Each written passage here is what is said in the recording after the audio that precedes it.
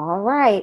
So, hi, Suzanne. Hi, Toya. Welcome to Law Goals, interviews of people with law degrees who you want to grow up with to be. hmm And I'm so excited to talk to you today. And you. So I found out about your work from a group that we're both a part of, the Conquer Club. Yes. Yeah, it was at the beginning, before I even had a website for Legally Bold or anything like that. I had an idea. I know like who I wanted to serve and the impact I wanted to have, and kind of what I wanted to do, but I didn't know how to say it in a concise way that attracts clients. And so I found your work and I was like, oh my God, she's perfect. It's like she was sent from heaven, because she gets it because she was a former lawyer.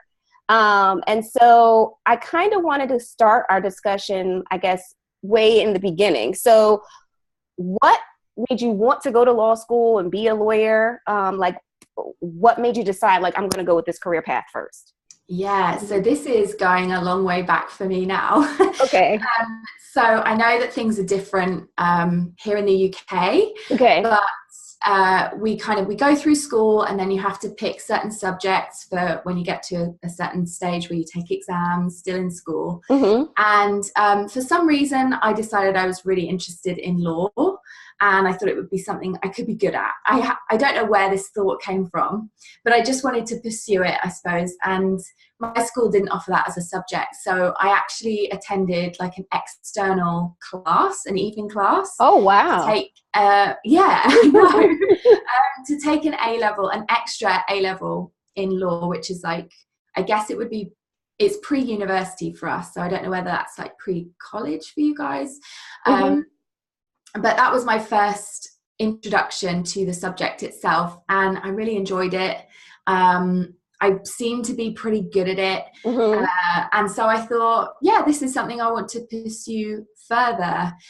So then I applied to university to do a law degree, which is what comes after school. We do it generally for 3 years here. Okay. I think you guys have like we just do one thing. So law was that thing for me. And so I applied to various different universities, got accepted to one in the city that I actually still live in now. I moved back a few years later. And that's So Cardiff. that, That's Cardiff? yeah, Okay. yes, Mm-hmm. Cardiff in Wales, in the Okay. UK. So I was born in England, so I hopped over the bridge to Wales to go to university, and spent 3 years there, and it was a very academic degree, Okay. as you would expect. You Right. know, lots of textbooks, lots of reading, not actually much contact time with the lecturers and things.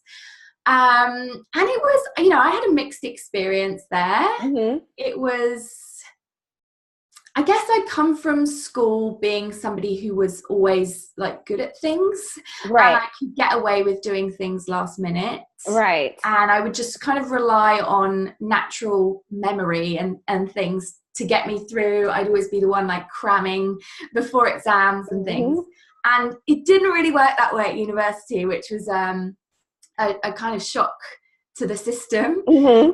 So yeah, university was up and down for me, but I did manage to come out with a decent grade with my law degree, which is pretty much, a must-have if you want to go on to a legal profession in this country. It is so competitive, as I'm sure it is in the US. Mm-hmm. So if you have kind of an average or below degree grade, your chances of actually getting a training contract, which is the next step for a solicitor, which is what I wanted to do, decrease.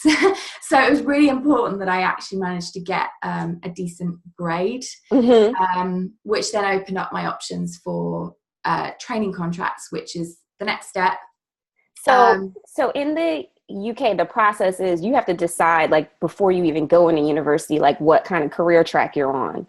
And then once you're in university, you're training for that career.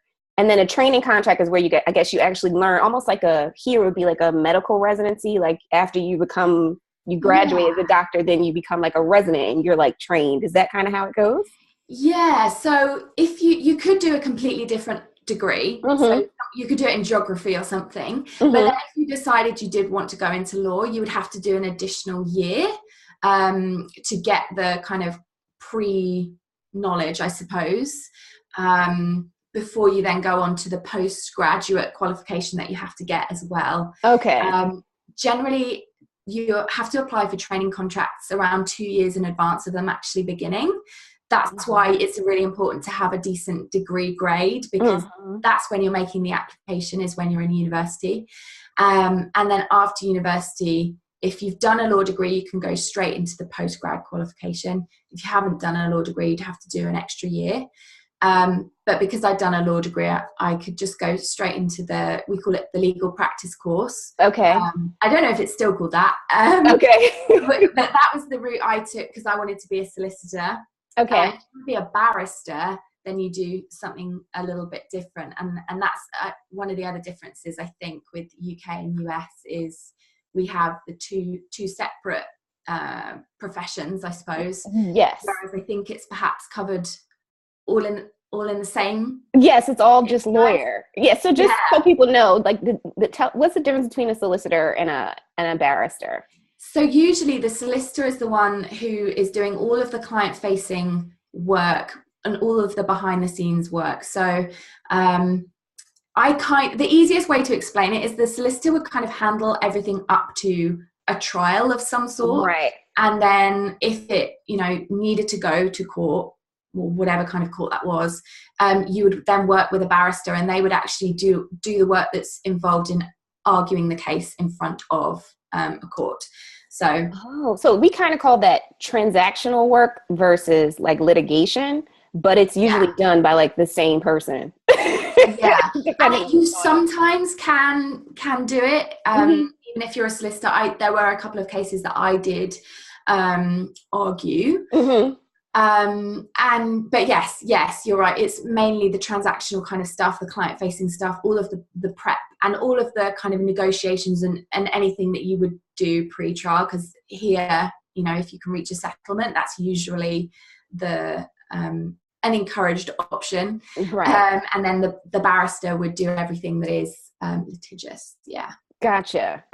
Okay, so you got your training contract, right? Or yes. I know there was a little bit I was reading, or I think I saw your amazing video on your website for the Ignite talk. I loved it. Yeah.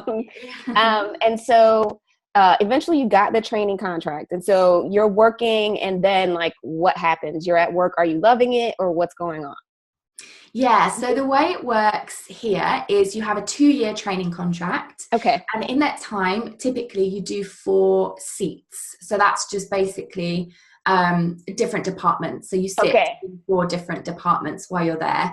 The idea being to kind of figure out what you like, what you're good at, and where that firm hopefully could see you fitting in after you've completed your training contract. Okay.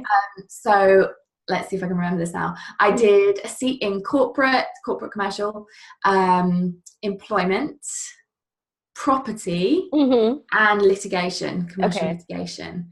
And I decided that employment was my favorite. I suppose that's the work I enjoyed the most. Okay. And so yeah, I was, all in. I was fully committed to this career at this point. And so are all because here we have like solo practitioners, like a lawyer who's by themselves. We have smaller firms, mid-sized firms, and large ones. So do all the firms in the UK have like a similar process when they're training someone, or is it just mainly larger firms? It's pretty similar. The firm I trained in was probably a medium-sized one. Okay. So it would, I guess it's more understandable to have a more formal system. But generally, even if you're in a really small firm, they still offer training contracts, some really small firms, but you might end up doing a lot more work in just one department as opposed to moving around in such a structured way. But yeah, generally the idea is that you get experience in different environments, and both litigious and non-litigious, so you can decide what you actually want to do when you specialize. Yeah. And when you're on a training contract, are you getting paid? Like, we have internships here, and some of them are paid and some of them are not. But a training contract, I'm assuming you're working, so it's like it's a Yeah. job. Yeah. Yeah. Okay. You get paid. It's not, considerable money unless you're in a big firm. Right. But it's decent. Right. It's a perfectly fair wage from my experience anyway. Right. But you would typically have a big jump from your training contract salary to your qualification salary. Yes. That's like the best part of the job. Yes. I'm sure there's do you have celebrations? I would have a celebration. Like, I'm here. I've arrived. Yeah. Although I can go on to that because it wasn't as amazing as I thought. Oh no, why? Okay, so tell us what happened. Yes. So you're in employment law, yes, and what happened? Yeah. So I was committed to employment law and I wanted to do it at my firm because there was no reason for me not to. It was a great firm. It was very modern in the approach, which vibes with me. I'd made great friends there, and I felt like I was not part of the furniture, but you feel comfortable when you've been somewhere for a couple of years. So, right. I was fully ready to just carry on working there in my chosen specialism. And then I got told we have no jobs for any trainees. What? No departments, no jobs. So that was like, oh, okay, what do I do now? And fortunately, there was an employment position, which are few and far between in my city, in a different firm that really it felt like a good fit for me, and I was fortunate enough to be offered the position. And so that's where I went after my training contract had finished. So I was kind of starting afresh, but in the department I wanted to be in. And you kind of spent so many years working towards that point, the point where you've made it, you are in a firm, you're qualified, like you've managed to get through this alive, and then it's like, oh, this is it. And it was just felt like this real anticlimax for me. And I don't know whether that was because you have so much expectation going into it, or whether it was just the start of me being like, this is my life now, I've reached that goal, so what happens next? But I just remember it being not as kind of dramatic or as epic as I'd thought it would be. And did that feeling start immediately after you started working, or were you there for a while and started to feel like, is this all there is? Yeah, it definitely took a bit of time. I think because I'd moved firm as well, there was that aspect of it all being new and shiny and different people, different environments. I was obviously handling or taking on much more responsibility as a qualified lawyer than I was as a trainee. So there was probably about a year that it was all good before I started thinking, I'm not sure this is actually what I want to do forever. And they creep up on you, those thoughts. It wasn't like a bolt in the night, but eventually they grow and they grow until you can't ignore them. And that's when I really had to sit with myself and think, is this really what I want to be doing? I've spent all this time, all this money, all this energy working towards this point, and if this isn't for me, then what the heck am I going to do instead? Right. So then what did you do at that point? So you're about a year in and you're having these thoughts. What did you do at that point? Yeah, so I had conversations with my partner, and I broached it with my parents as well, which, And just to clarify, your partner means your significant other, not the partner at the firm. Okay. Oh, yes. No. Yeah, good point. Okay. My other half, Ollie. So I would have had discussions with him about how I was feeling, and he knew that I was coming out of work every day not happy. Even if you can't really describe why, it was just this dissatisfaction that I had.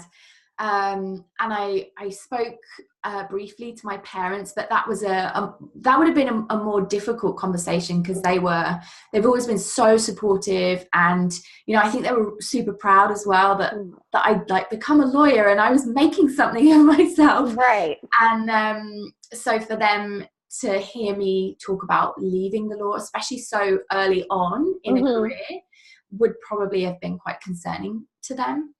And then I would have just started to kind of look around for jobs to see what else was out there, because if it wasn't going to be law, then I had to figure out what it was going to be. And so I had conversations with other people who had transitioned out of the law into something else. And one of the things that kept coming up as kind of a natural transition was a move into legal recruitment. So you're still using your legal knowledge, your legal experience, not just of the profession, but also of being in the environment with other lawyers and that kind of thing. And obviously your local network as well, which is a big thing. So I just spoke to people who'd done this, and it sounded like it was a way of using the skills and the experience that I already had, but in a way that wasn't practicing. So that's the path I explored first. And then just a question about that. So one, I think it's really brave, honestly, and bold that you saw that you weren't happy like a year in and you decided like, I'm going to do something about it. I think a lot of us stay for a lot longer than we should. So we're not as brave and as bold as you were at a young age. But so kudos to you for that, for sure. And then also, you said you talked to a lot of different lawyers. Like, how did you go about finding those people to talk to? Did you just like reach out to them? We have LinkedIn here. I don't know if you had that there. Yeah, I definitely reached out to them, or what did you do? I definitely would have done some stuff on LinkedIn. I think I would have just, slid into those DMs and said, this is my situation. It's how I'm feeling. I noticed that you went from practicing lawyer to legal recruiter. Can I just talk to you about that? I spoke to a couple of people on the phone as well, people who were happy to, give me some time, which was really helpful. But yeah, I want to go back to your point about being bold and brave in this decision, because I think it's really important. And I agree that so many people settle in a job that they're not happy in, because, they've worked to get there and they've sacrificed things to get there, and they just kind of accept that that's their life, and they've made their bed, they have to lie in it, kind of thing. Right. And I really believe that you are in complete control of your life and your future. And just because you've made certain choices in the past doesn't mean that you have to keep making those choices. And for me, it was easier to make the decision to move out of the profession, because firstly, I felt like I was young enough. So that if, I tried something for a couple of years and it didn't work out, I could always kind of fall back into the profession and still be relatively early on in my career. Right. But also, there was another point I wanted to make and it's dropped out my head. Well, that's okay.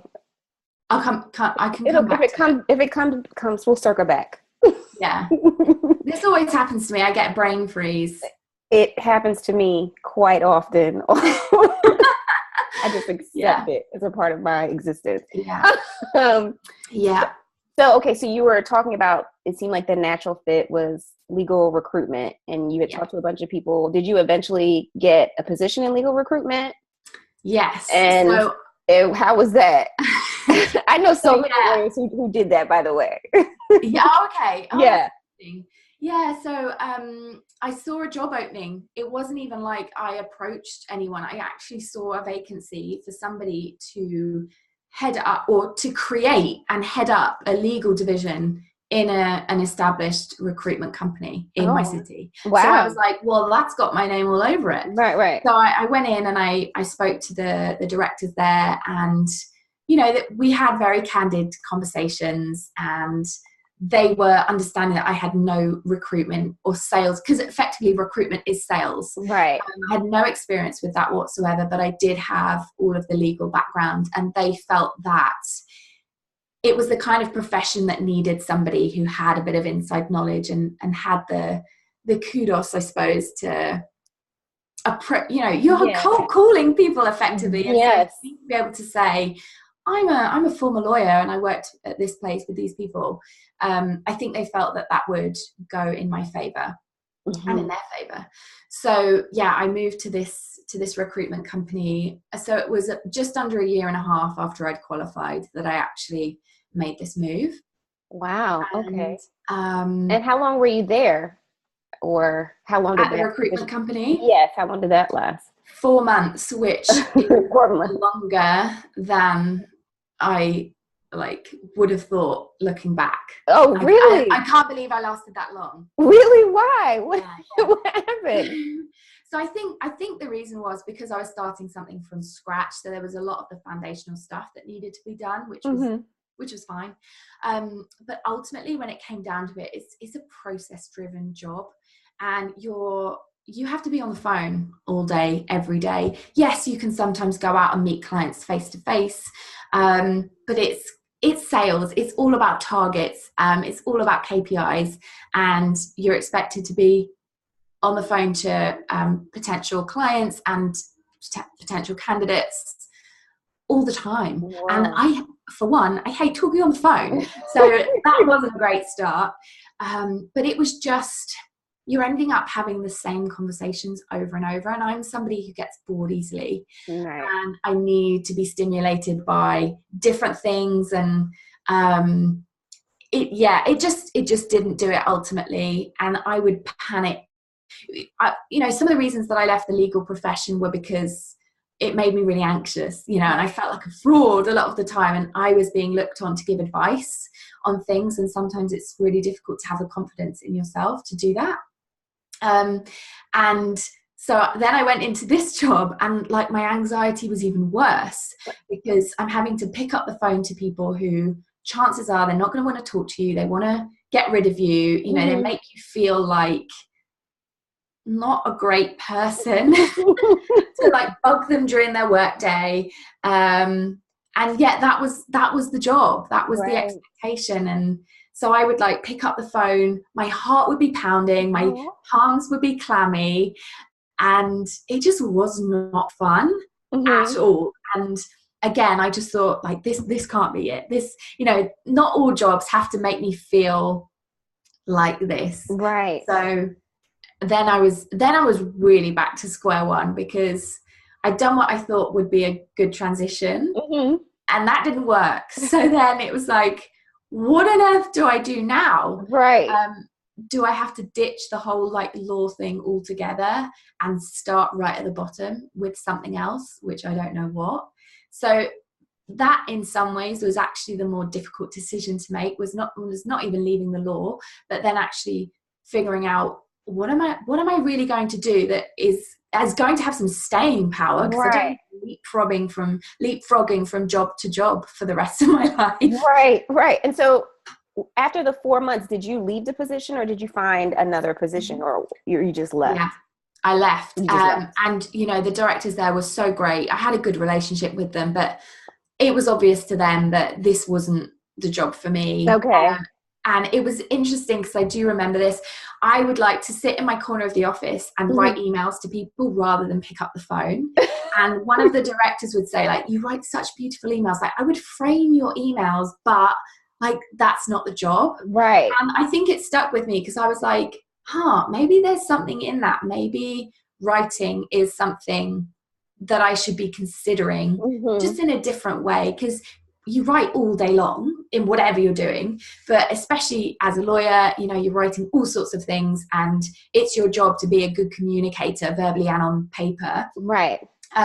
So that planted the seed then of, okay, well, what if I could do something with words that's not related to law, that's not related to recruitment, but that's actually more creative? Maybe there's something in that. So I had a chat with one of the people in the recruitment company who handled the marketing and advertising side to say, do you think you could get me a job in something more marketing related?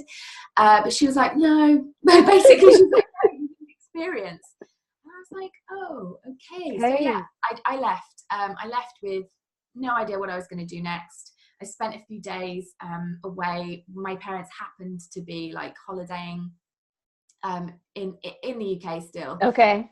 for a while, and I went to join them just to kind of figure out what on earth I was going to do. And LinkedIn again came. So I was obviously like messaging lots of different people. I had a decent network in the local area. And so somebody I'd met at a networking event a couple of years ago was a director at an advertising agency in the city.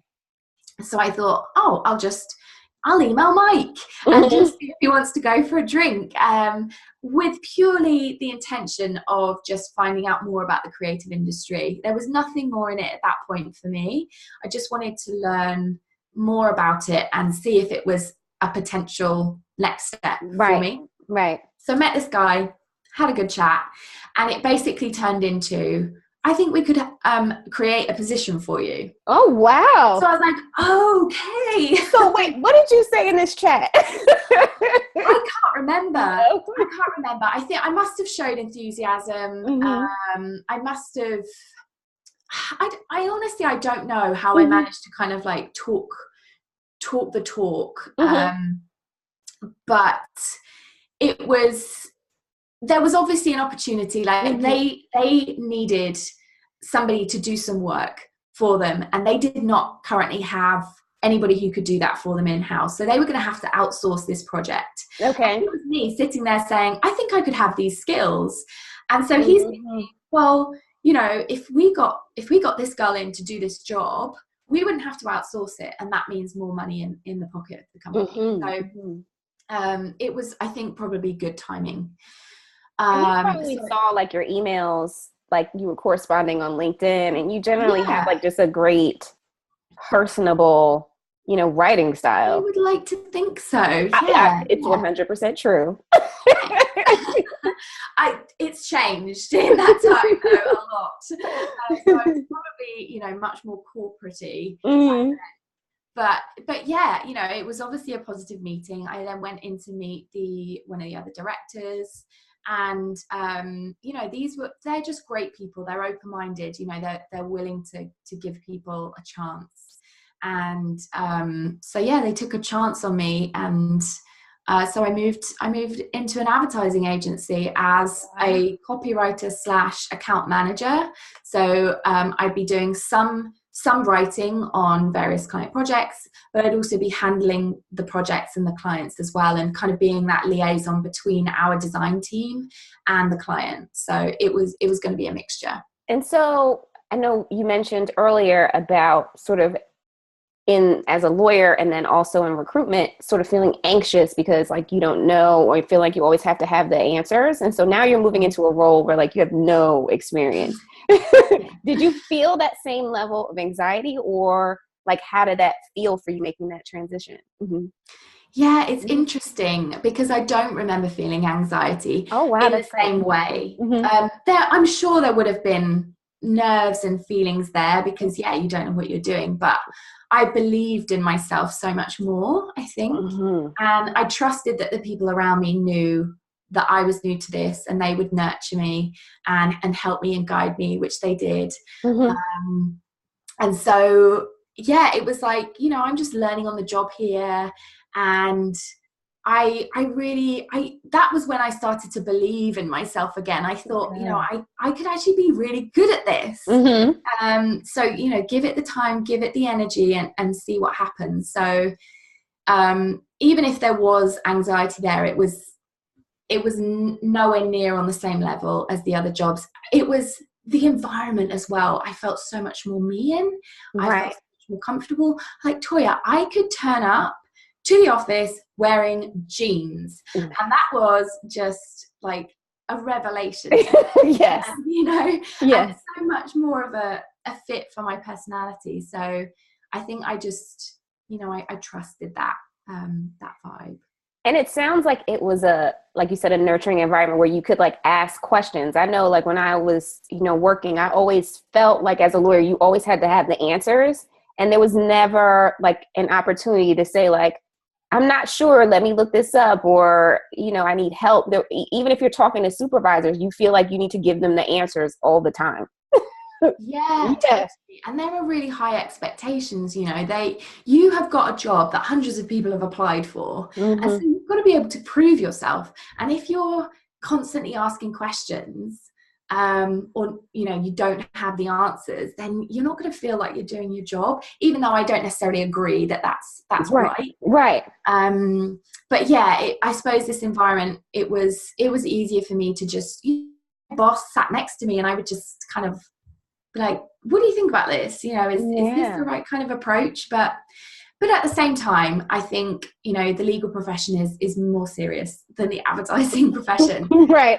You've got real lives that are being impacted, based on the advice that you give, the direction that you take in a case, whatever it might be. And so the responsibility, I think, that comes with that position is significant. Mm-hmm. And that was probably part of the whole anxiety change as well. Right. For sure. Okay. So you're like now a copywriting account managing genius, right? So we're here. And what led you then to like entrepreneurship, which is like the group we're a part of is an entrepreneurial group and women owning their own businesses. So how did that process happen? Yeah, so had a great time at the ad agency, but because I was doing this kind of dual role, that as time went on, I got some good experience, but I was still basically teaching myself. There wasn't anyone really there that I could learn from, specifically relating to copywriting. Okay. And I was taking on more and more of the account management stuff, which wasn't really what I wanted to do. I decided then copywriting is the thing for me. Okay. So I was kind of, there were a few blogs that I subscribed to and I followed online, but I didn't really know anything about entrepreneurship. And I just came across this website one day, called the Middle Finger Project, which is run by Ash Ambage. And this just opened my eyes to a whole other world. And I thought, I want this chick's job. Like what she does and the way she writes and the work she's doing and the people she's working with, like I could do that. Yeah, I want a taste of this. And again, like divine timing or whatever you want to call it, she was opening up a course, an online course, which was specifically for copywriters running a copywriting business. Wow. Okay. And I just thought, like, I have to do this. And it was going on while I was still in my job. And I actually asked my bosses if they'd be happy for me to do this alongside so I could learn more about copywriting. They were totally open-minded to that. And this was the first online course really that I'd ever taken, and it was fantastic. And Ash is incredible. I owe so much of what I then did to her. And so I made the decision somewhere along the way that I wanted to do this on my own. I wanted to run my own business. And originally we discussed me doing that under the umbrella of the company I was already in. So you had a conversation with your bosses about then we went backwards and forwards, and I decided this probably isn't going to be the best thing for me. And for whatever reasons, I made the decision I was going to do this on my own. I was just going to quit the job and jump straight into entrepreneurship, which I wouldn't necessarily advise.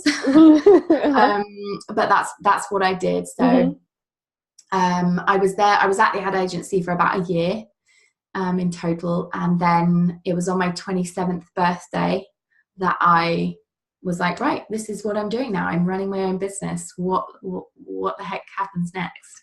Wow. Okay. And so you quit your job on your birthday? So I would have quit about a month before. Yeah, okay. Worked some notice. And then 27, I'm starting my own business. Okay. Yeah. And so how did you get your first client then? Yeah. So I thought that I was going to be doing work for people in my local area. So I thought the way I would get clients was through networking, and I'd done so much of that as a lawyer. You know, you do it every week in some form. And so I was kind of comfortable doing that, just going to local events, meeting people, explaining this is what I'm doing, and seeing what the reaction was. So that's what I did. And so my first, I did take a bit of work over from the company that I'd left, retainer work, that they weren't going to replace me, so they didn't have anyone else to do it. So I was like, well, hey, I can still do that for you. Yeah, smart. So I knew I would have a bit of income from the word go. But my first actual client came from kind of a networking event, but it was also sort of a webinar. It was run by a business-focused organisation in the city. So people were coming to learn about branding. And so I went with that intention, you know, to learn about branding, but then ended up sitting next to someone, got chatting to her. She saw a need for my services. And so, yeah, a couple of conversations later, her company became my first client. Wow. Which was pretty awesome. Yeah. And then was it similar to get clients from there, like a similar process, like more like networking and referrals? Yeah. Yeah, definitely. For the first year, I was still doing quite a bit of networking. And then it would sort of, you know, just work on word of mouth, really. So my business, even to this day, is pretty much 100% referral based. So people come to me because they've found me or they've heard about me. And so I don't have to kind of go seeking them. So lots of things came from the local area, and then it just kind of evolved somehow to be international. And I still don't really even know how that happened, but I imagine the more my eyes got open to this entrepreneurial online world, the more I was involving myself in these online communities, lots of Facebook groups, you know, and so people start to just get to know you, and it doesn't matter where they are in the world. And the entrepreneurial scene in the US is even bigger than it is here. I still feel like the UK is like a couple of years behind the US. Oh, really?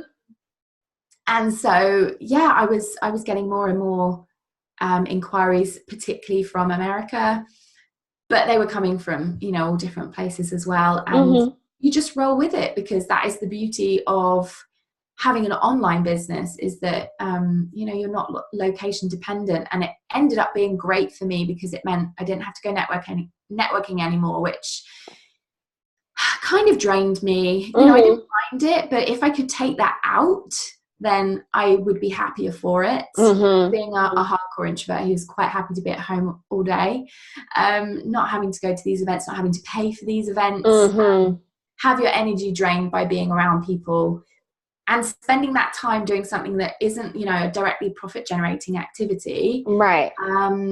It was, you know, it was great. So I just let the business evolve that way, and it's continued to do so ever since.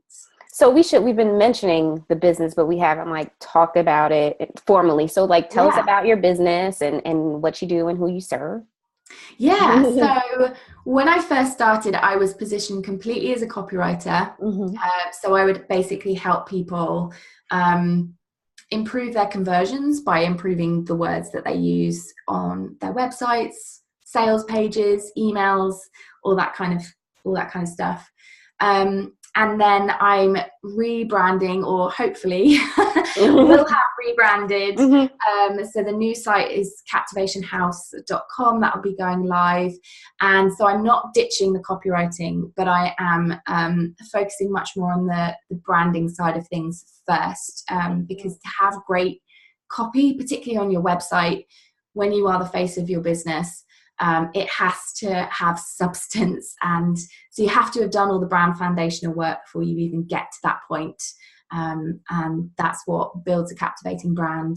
And that's what builds a business that not only, you know, it attracts the right people, but one that you enjoy, because it's very intentionally created. And you can have some fun with it as well. I think there are so many websites out there these days. There are so many people running their own business. And so how do you get noticed over somebody else? What makes somebody choose you as the one rather than you as one of many? And so getting the brand foundations right and building that captivating brand can really help you build a league of your own, essentially, online, and attract the right people to you, and help you build that profitable and sustainable business in the right way. Great. So is that what you noticed, I guess, working with some of your clients, that you would do great copy, but their brands weren't really, I guess, solid yet?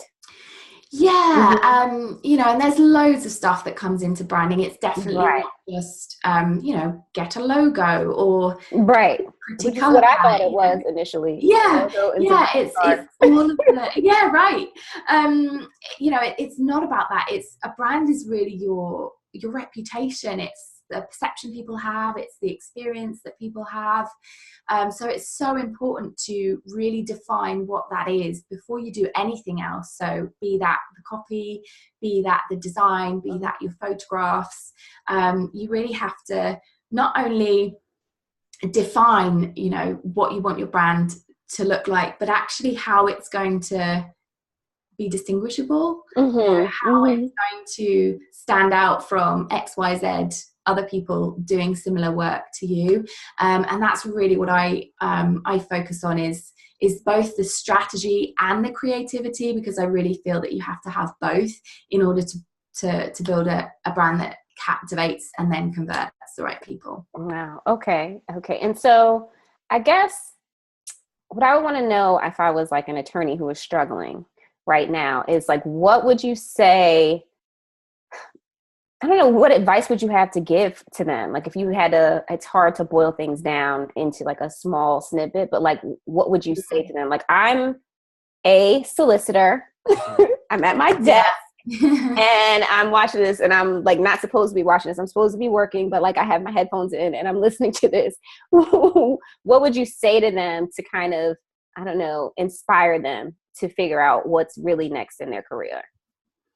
Yeah, I would say, first off, like, listen to yourself. Like, don't ignore these feelings that you have. They're there for a reason. So listen to them and just see where it takes you. If law is not the right thing that you want to do, then you've got to figure out what is the right thing to do before you can make any kind of decision. And it doesn't, like me, it doesn't have to be the perfect next step. But you just have to trust that the decision you make is going to lead you to what is right for you ultimately. There are no mistakes, really. There are only lessons. And if you don't bet on yourself, no one else is going to. So really, I think we tend to seek external validation for the decisions that we make. And we look for advice from other people, even though, like, we should be looking to ourselves for that.